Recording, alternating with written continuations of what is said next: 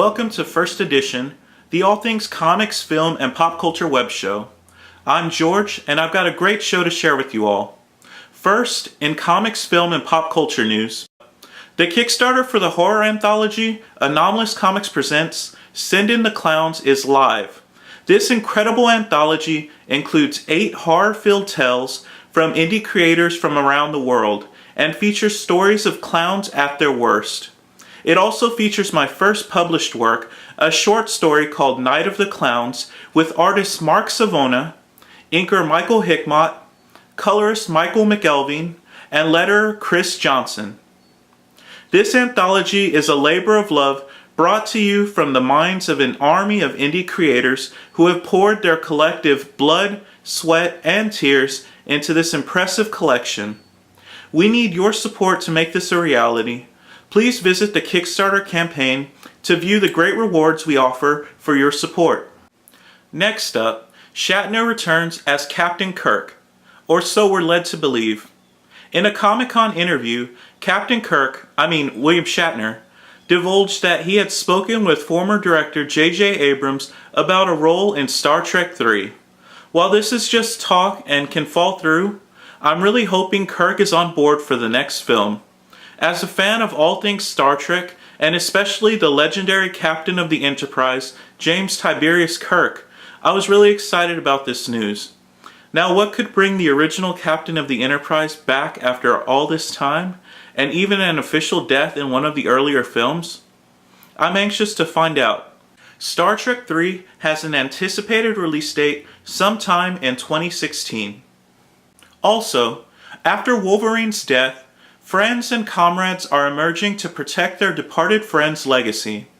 After learning that Wolverine's body is targeted for abduction, 2 unlikely allies join forces to protect their fallen friend.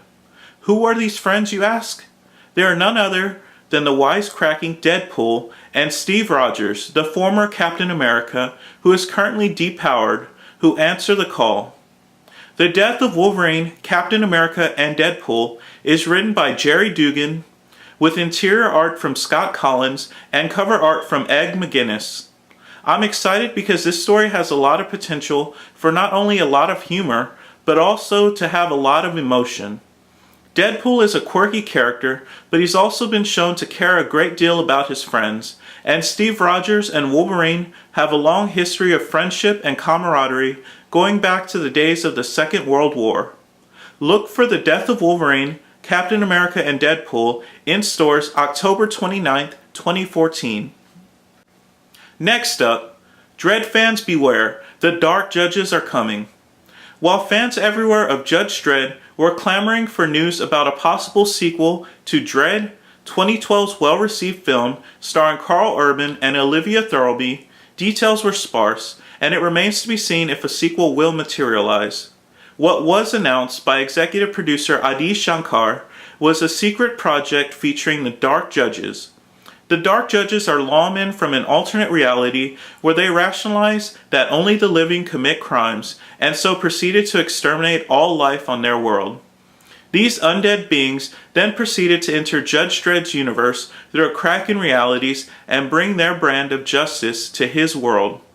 As a fan of 2000 AD and all things Dredd, this news is incredible, and I can't wait for this online miniseries which debuts this month on Shankar's YouTube channel. It would be great for Dredd fans everywhere if Shankar's efforts lead to a Dredd sequel, but for now, we have the Dark Judges. Lastly, IDW has announced that they will be publishing a new Millennium miniseries. Millennium was a Fox TV series from the mid-1990s and starred Lance Hendrickson as Frank Black, a former FBI agent with special abilities that allowed him to see through the eyes of killers. This series had many supernatural elements and was a great show that lasted 3 seasons. Well, IDW is reviving the property in comic format, which is written by Joe Harris, with interior art from Colin Lorimer and cover art from Minton 3, and continues the dark adventures of Black as he tries to prevent the end of days. And if that isn't enough for you, this miniseries will cross over with the X-Files Season 10 comic as Agent Mulder himself guest stars in the upcoming series. As a fan of the show, I can't wait to return to the dark world of Millennium. Look for it in stores in early 2015. And now for reviews. The first comic up for review is Marvel's Edge of Spider-Verse #2. This issue is written by Jason Latour, with cover and interior art from Robbie Rodriguez and colors from Rico Renzi. This story introduces readers to Gwen Stacy, the Spider-Woman. This was a great read that I really enjoyed. While the concept is nothing original, with alternate universe spider-hero stories being a dime a dozen, it only makes sense that Gwen Stacy bears the moniker in one reality. What does make this issue stand out is the excellent characterization of Gwen, whose very tragic origin is as enthralling as the original Spider-Man's. Latour crafts a very personal journey for Gwen that not only sets her apart, but also endears her to readers. She also has some excellent moments, especially her battle scenes, that show she is Spider-Man's equal in every way. Rodriguez's illustrations are a great fit for this roller coaster story. His art style has a lot of energy that really shows through. I also really loved his design of Spider-Woman's costume, and along with Renzi's standout coloring work, this issue makes a huge impression. This issue is definitely worth a read, and it's been hinted at that there are big things in store for Gwen Stacy, the Spider-Woman. So this is a great start to what could be Marvel's next breakout hero. Next up, fans of the Aliens, Predator, and Prometheus franchises can rejoice, because Dark Horse Comics' Prometheus Fire and Stone #1 kicks off a massive crossover that unites these legendary franchises. Prometheus Fire and Stone #1 is written by Paul Tobin, with interior art from Juan Ferreira and cover art from David Palumbo. This issue launches a massive storyline that spans 3 different miniseries, which will also include Aliens, Fire and Stone, and Predator, Fire and Stone, and continues after the events of the Prometheus film. This story is fairly straightforward, with the new crew sent to discover what happened to the crew of the Prometheus. There is a lot of exposition, and this issue does an admirable job of setting up the relationships and dynamic of this new crew. Unfortunately, this also makes for a fairly slow issue, with minor revelations about the captain that are fairly cliché and almost expected. Fortunately, Tobin does not dwell on this and quickly moves forward with the rest of the story. Tobin does plant seeds for upcoming revelations, and I'm excited to see what terrors are in store for these characters. Ferrer's art is a great fit for the setup and exposition of this story, and his art is full of detail that adds a lot of texture to this sci-fi tale. Palumbo's cover illustration is also an eerie but welcome rendition that mirrors the Prometheus film imagery. Overall, this issue is a good setup issue, and I look forward to reading more. I also read Image's Manifest Destiny #10. This was my first time reading this series, and it was an incredible experience. This issue is written by Chris Dingus, with interior and cover art from Matthew Roberts and coloring from Owen Guiney.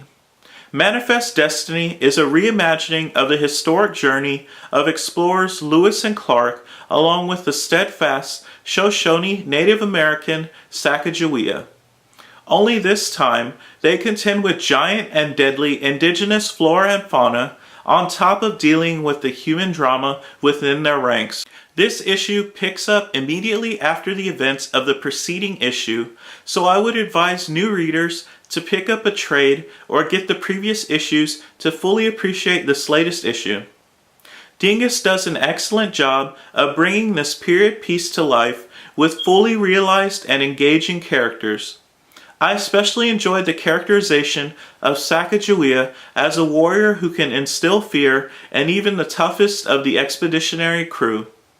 The protagonists, Lewis and Clark, are also equally engaging, and both showcase their strengths in this issue when combating the giant insect threat. Along with Roberts' strikingly detailed illustrations and Guiney's stunning coloring work, this was a standout comic I really enjoyed.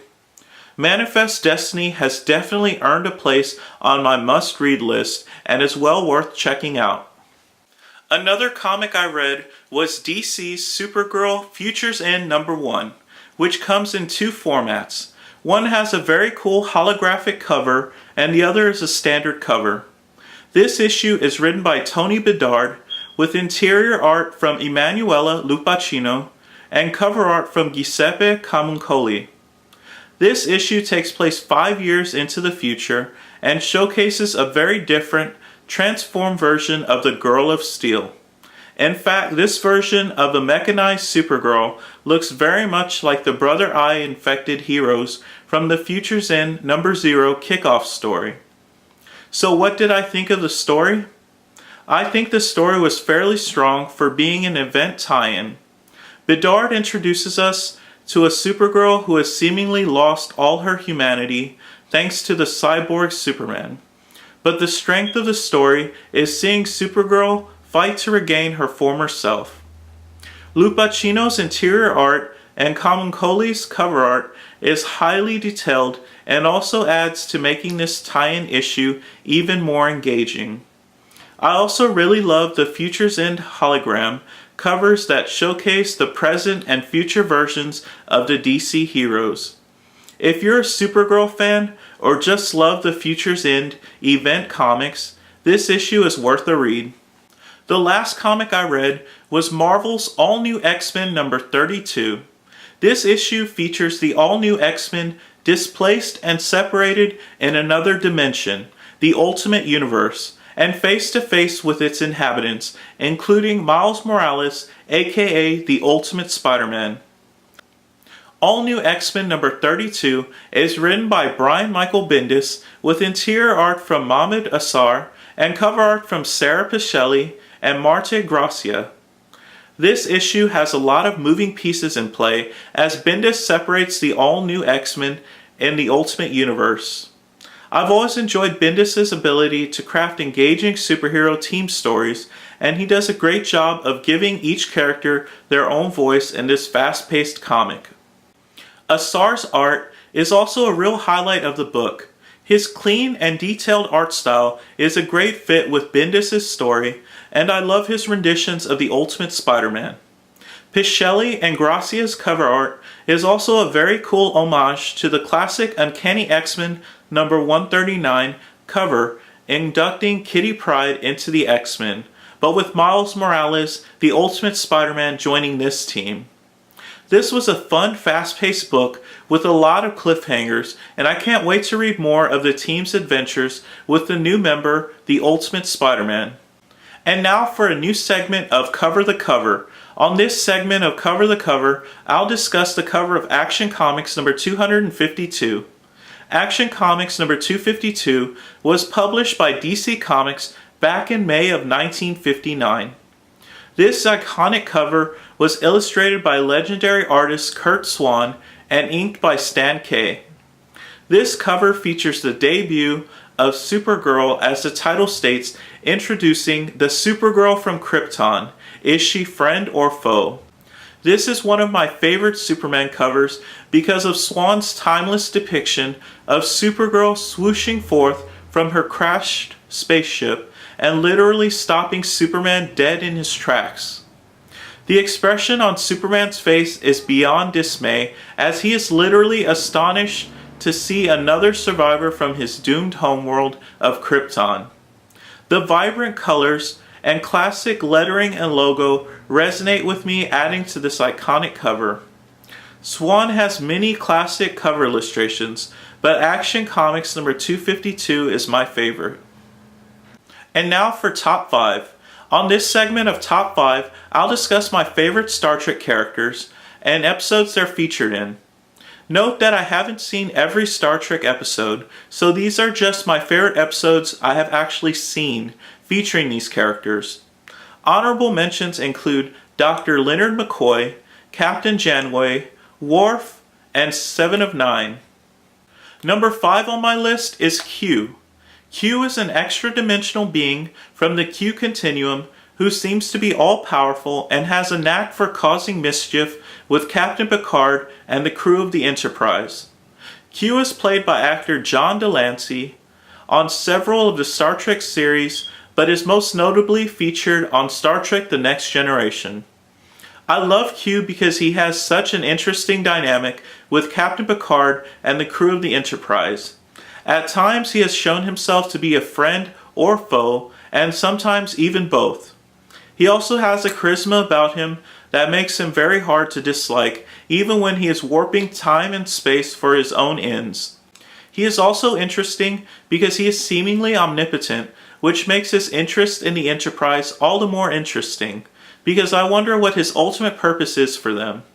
My favorite episode featuring Q is from the Next Generation series and is titled Tapestry, in which Q allows Captain Picard, who is mortally wounded, a chance to relive life events and prevent his death, but at what cost? Number 4 on my list is the artificial intelligence Data. Data is a lifelong favorite of mine and was a core cast member in the series Star Trek The Next Generation and features prominently in spin-off films. Data is portrayed by actor Brent Spiner in the series. Data is a favorite of mine because of his innate humanity. That may seem like an oxymoron because Data is an android, but in every episode I watched where he featured prominently, the core of the character is in his efforts to understand and one day embrace human emotions. He acts heroically, selflessly, and without fear on countless occasions, not because he doesn't understand fear, but because he has observed it from those around him and has made every effort to manifest it in himself. While Data has countless heroic moments throughout the series, my favorite moments are Data's humorous ones. He brings a lot of levity to the series in his countless attempts to embrace humanity and emotions. One of my favorite scenes with Data involved him playing cards on the holodeck with Sir Isaac Newton, Dr. Stephen Hawking, and Albert Einstein, and shows his comical nature. My favorite Data episode is The Measure of a Man, in which Data is on trial for his freedom, and if Captain Picard cannot prove that he is a sentient life form, he will be treated as Starfleet property and dissected. Number 3 on my list is the enhanced warrior Khan Noonien Singh. Khan is notable for a lot of reasons, but one that sets him apart from the rest is that he only appears in the original series once. His next appearance is in the film Star Trek II: The Wrath of Khan, and in the rebooted Star Trek film Star Trek Into Darkness. So you might be wondering what is so special about this character that could put him on my favorite characters list when he's only been in the series and films proper 3 times? Khan is an incredible character who is at the same time vile as he is charismatic. And in my opinion, no other character has proven the equal of Captain Kirk like Khan has. He has also arguably inflicted more pain on Captain Kirk than any other Star Trek villain. Khan was masterfully portrayed by Ricardo Montalban in the original series and film, and later portrayed by Benedict Cumberbatch in the 2013 reboot.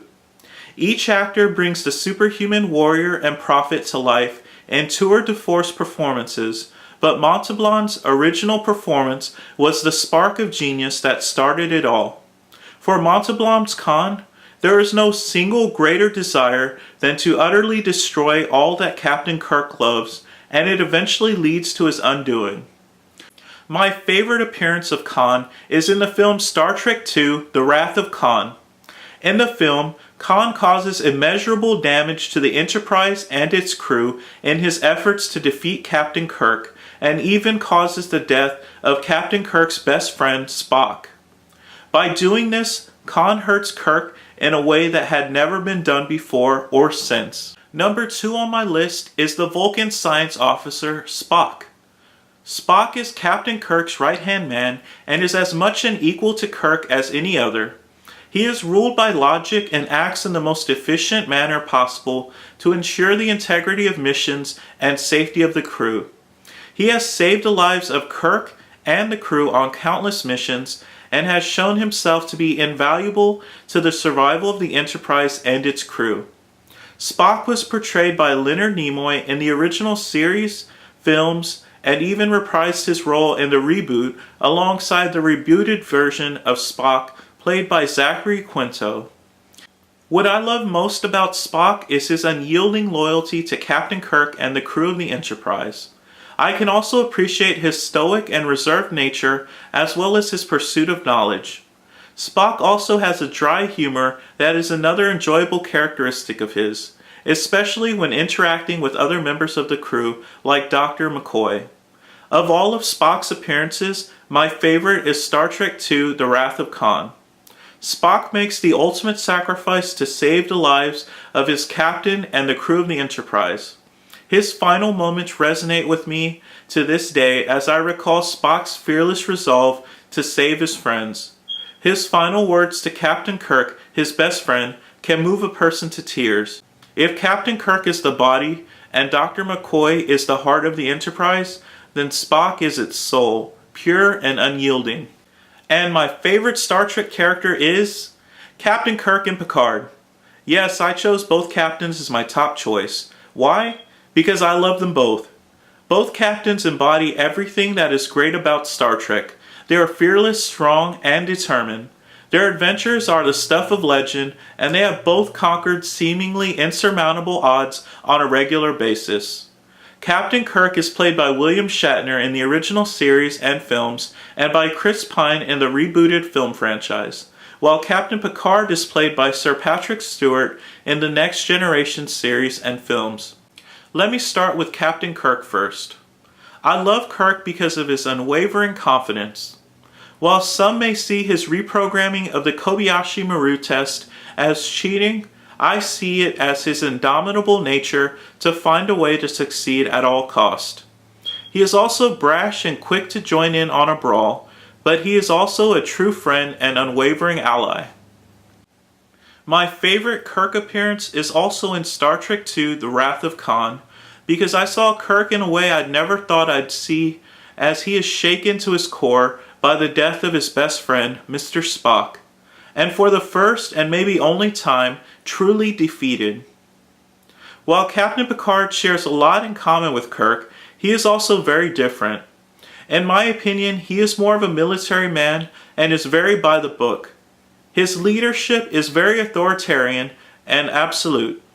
What I like about Picard so much is he is a more cerebral character. No pun intended. Yes, he can go toe-to-toe with the best of them, but what I love about Picard so much is his ability to outthink and outmaneuver his opponents. Like Kirk, Picard can handle himself in a fight, but for me, where he really shines is in his strategic abilities. He is both Kirk and Spock in one. Like Kirk, Captain Picard has countless moments of awesomeness, but my favorite Captain Picard appearance is in the Next Generation episode Chain of Command, in which he is tortured beyond the threshold of human endurance and yet never breaks. It is a testament to Captain Picard's unyielding strength of will. So because I could not choose between the two, both of these characters are my number one favorite Star Trek characters. That's it for another webisode of First Edition, the all things comics, film, and pop culture web show. If you enjoyed the show, please like, share, and subscribe to my YouTube channel. Thanks!